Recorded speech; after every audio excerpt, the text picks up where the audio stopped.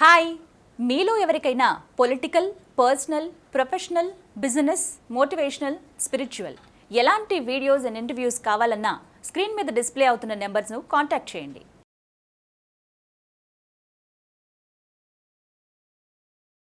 నమస్తే, నేను GVSatyanarayana.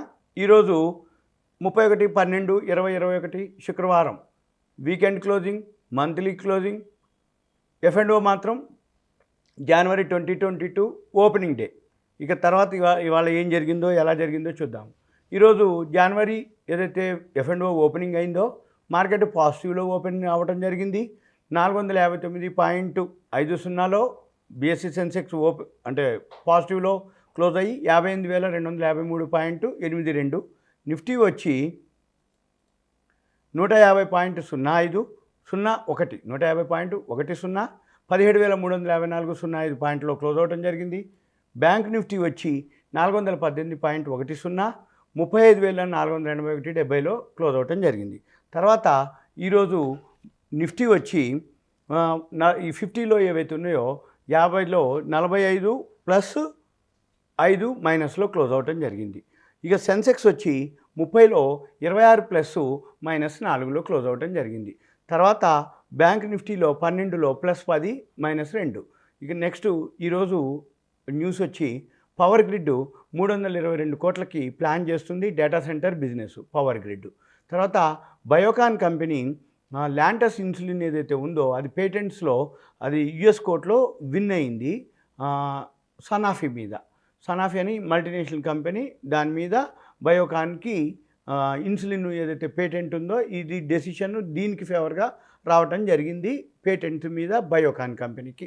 తర్వాత పీబీ ఫైనాన్షియల్ టెక్నాలజీస్ ఒక కంపెనీ ఉంది, అది 700 కోట్లు ఇన్వెస్ట్ చేస్తున్నది. సబ్సిడరీ అంటే పాలసీ బజార్ ఇన్సూరెన్స్ కంపెనీ ఏదైతే ఉందో దానికి మీద ఒక 700 కోట్లు పెట్టుబడి పెడుతుంది. రెండోది పైసా బజార్కి 300 కోట్లు పర్సనల్ లోన్ కోసం పీబీ ఫిన్టెక్ పెట్టుబడి పెట్టడం జరుగుతుంది. తర్వాత Jindal steel and power acquire చేయడం జరిగింది. 96.42%ని జిందాల్ పవర్ బై ఓల్డాన్ ప్రైవేట్ లిమిటెడ్. ఇది జిందాల్ పవర్ కంపెనీని 96.42% స్టేకుని జిందాల్ స్టీల్ పవర్ తీసుకోవటం జరిగింది జిందాల్ పవర్లో. అది ఎంత వాల్యూ 3,015 కోట్లు. తర్వాత కోల్ ఫైర్డ్ పవర్ ప్లాంట్స్ ఉంది, దాన్ని కూడా 3,400 కోట్లకి జిందాల్ స్టీల్ పవర్ ఎక్వైర్ చేయటం జరిగింది.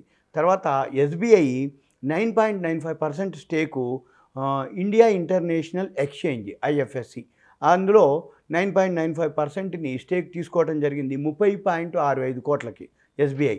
తర్వాత మళ్ళీ SBI ఇంటర్నేషనల్ క్లియరింగ్ కార్పొరేషన్ అని ఇంకొక దానిలో కూడా 9.95% స్టేకుని తీసుకోవడం జరిగింది SBI 34.03 కోట్లకి.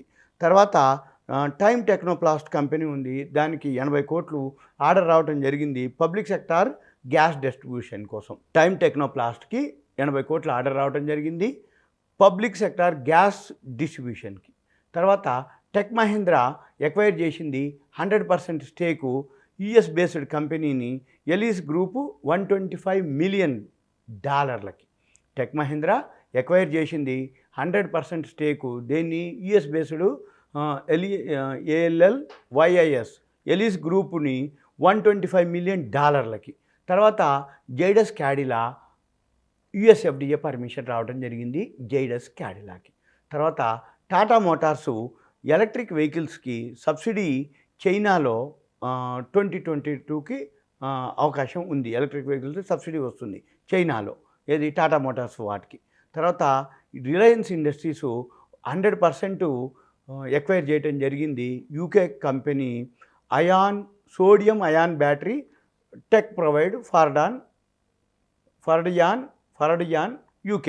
ఆ కంపెనీని ఏదైతే అయాన్ బ్యాటరీలు తయారు చేస్తారు సోడియం టెక్, అది ఎక్వైర్ చేసింది 100% రిలయన్స్ ఇండస్ట్రీస్కి. అది ఈరోజు దాని యొక్క న్యూస్. మార్కెట్ పాజిటివ్లో ఓపెన్ అయింది ఫ్యూచర్సు. రాబోయే రోజుల్లో కూడా బడ్జెట్ ఉంది, ఎలక్షన్స్ ఉన్నాయి, బడ్జెట్ సమావేశాలు ఆల్రెడీ స్టార్ట్ అయినాయి.